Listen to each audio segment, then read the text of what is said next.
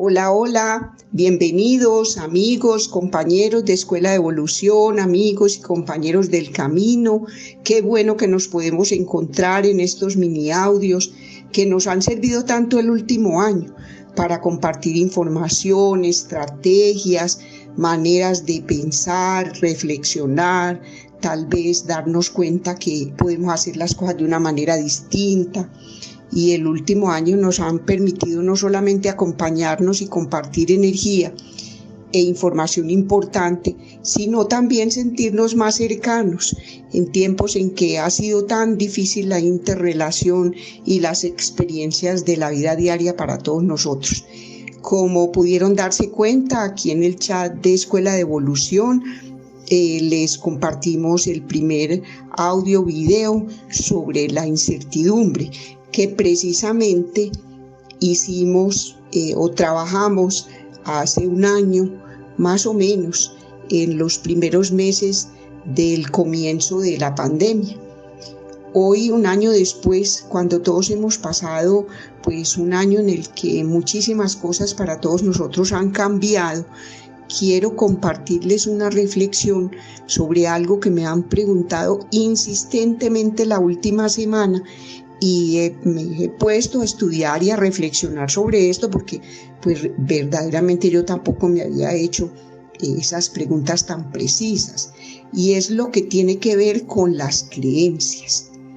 Bueno, muchas personas me dicen qué son realmente esas creencias de las cuales hablamos tanto en la escuela, las hemos trabajado en distintos momentos y sabemos que están relacionadas con una manera de pensar, con unos patrones, son unos paradigmas, pero la pregunta es esa: ¿qué es lo que es la creencia y de dónde nos vienen esas creencias? Obviamente las creencias equivalen a la parte emocional de nuestro ser. Son como los genes, pues también en la parte física, biológica o química, y nos van dando algo así como una identidad, y van formando esas creencias, nuestros pensamientos y nuestras emociones a lo largo de la vida. La creencia es un mandato, una idea que la gente tiene, o que todos tenemos, pues, sobre cómo debemos ser o no ser. A la pregunta de dónde vienen las creencias, pues habría una montaña de información sobre su procedencia, pero me gustaría mucho trabajar con ustedes cosas como muy sencillas y que todos podamos entender y llevar a la comprensión, porque la idea es que podemos mirar las creencias que ya no nos están ayudando mucho en estos momentos precisos de tanta incertidumbre, de tantos cambios, de mucho caos, muchos aspectos de la vida, y que nos puedan permitir irlas cambiando por otras. Entonces, esas creencias sí sabemos que se transmiten a través de las generaciones. Se pueden transmitir como mitos, como ideas, como valores, pero también como dilemas y como miedos.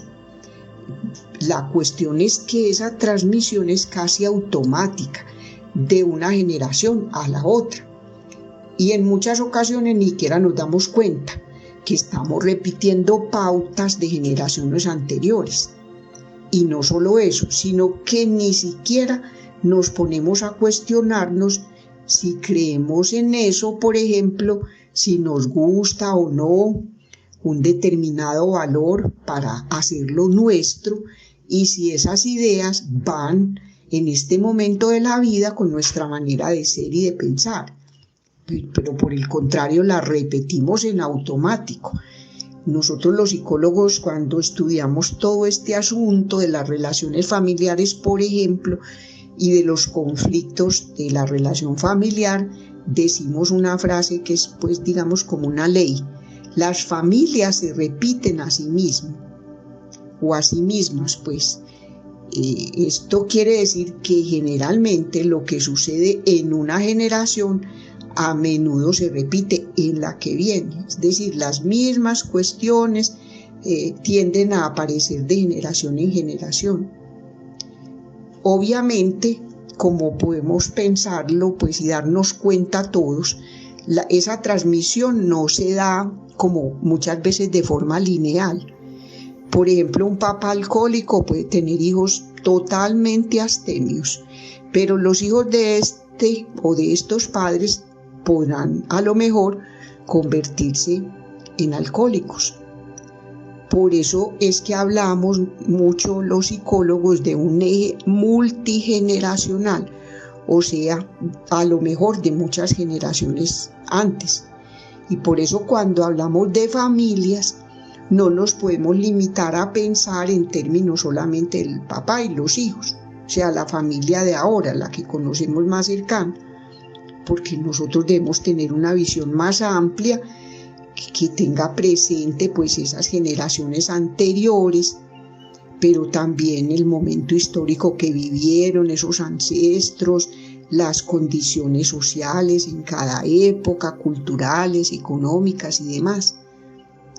Entonces, importante saber que la historia de las generaciones que nos han precedido a nosotros, pues está llena de significados, de mitos, de recuerdos, de creencias, y no solamente se van transmitiendo y se van conservando como a través de las generaciones presentes, sino que seguramente, y si no pensamos y trabajamos en estas creencias, van a ser retransmitidas a las futuras generaciones, y así sucesivamente.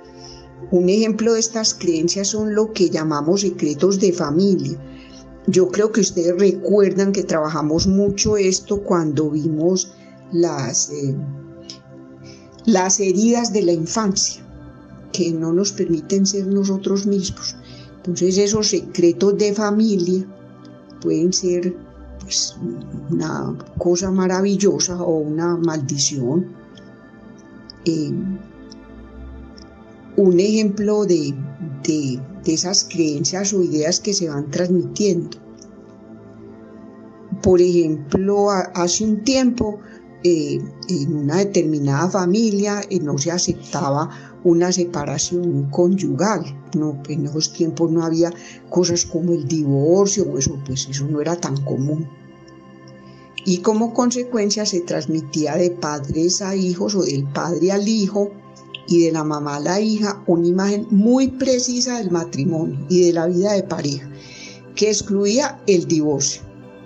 Y eso no era una opción viable pues en la vida de las parejas jóvenes. Que una pareja joven pensara en divorciarse no es una cosa muy rara, o eso pues prácticamente no pasaba.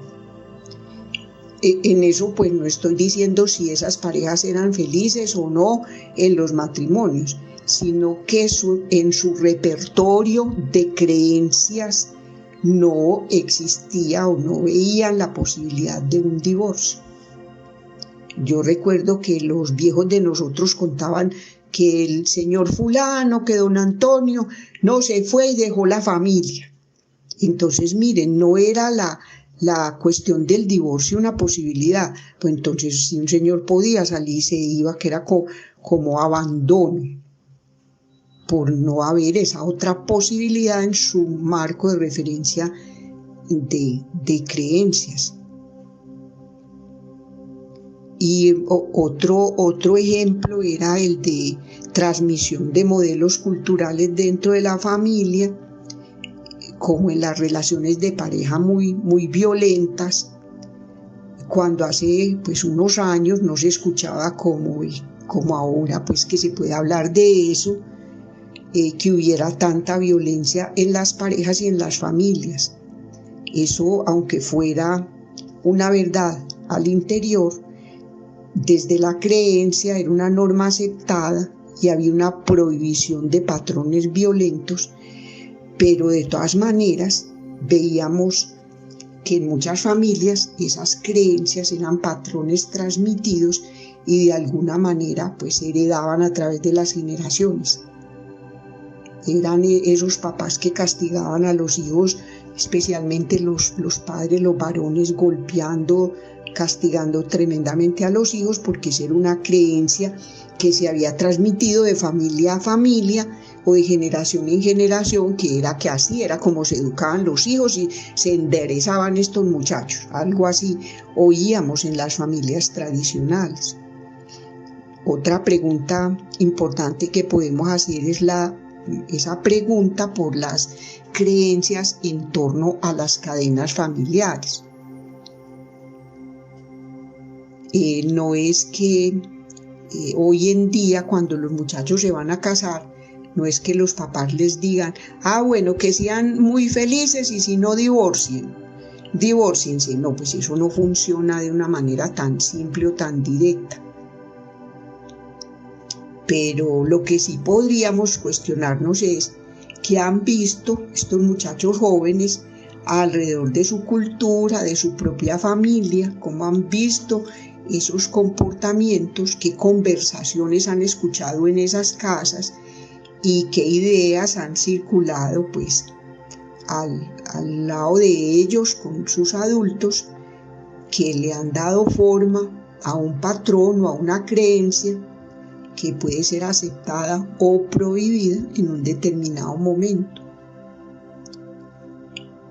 Una de las cosas importantes sobre la creencia es saber que cuando logramos cambiar la forma de hablar sobre la situación, pues podemos hacer las cosas un poquito diferentes, porque cambiar la forma de pensamientos y creencias de alguna manera también cambia la propia historia, porque cambia la experiencia interna. Entonces la percepción sensorial externa, que también cambia la estructura, la arquitectura y la neurología del cerebro, incide nuevamente y a su vez en pensamientos nuevos, en creencias y en historias. Si cambiamos, podemos hablar de estas cosas, vamos cambiando poco a poco la manera de pensar, reflexionamos esta idea, hoy por hoy, esta creencia, esto me sirve a mí hoy por hoy para vivir una buena vida. Eso nos puede permitir crear una nueva visión, porque cualquier técnica que rompa ese patrón neurológico incide pues en lo perceptual, en lo conceptual y en las acciones. Hoy por hoy sabemos que así como podemos cambiar nuestra información genética a través de nuestro estilo de vida, también a través de los pensamientos y de lo que nos decimos a nosotros mismos, de las cosas que nos han pasado y pasaron en nuestras familias de origen, podemos cuestionar nuestras creencias y transformarlas y transformarnos, lo cual pues para todos resulta muy liberador. Y de esta forma pues la identidad es dinámica y no fija, como se creía anteriormente. Nosotros no somos así, sino que nos vamos siendo y haciendo, nos convertimos y nos transformamos continuamente. Obviamente esto depende pues de la forma en que nos contemos, nos narremos, reflexionemos sobre lo que hemos vivido para poder construir una nueva realidad. Bueno, amigos, esto es todo lo que tenía para decirles el día de hoy. Recordemos compartir esta información con muchas personas que lo pueden necesitar, consultar nuestras redes sociales donde hay información adicional muy importante para todos, y recordemos que es mucho mejor evolucionar que quedarnos donde estamos. Un abrazo muy grande para todos y una feliz noche.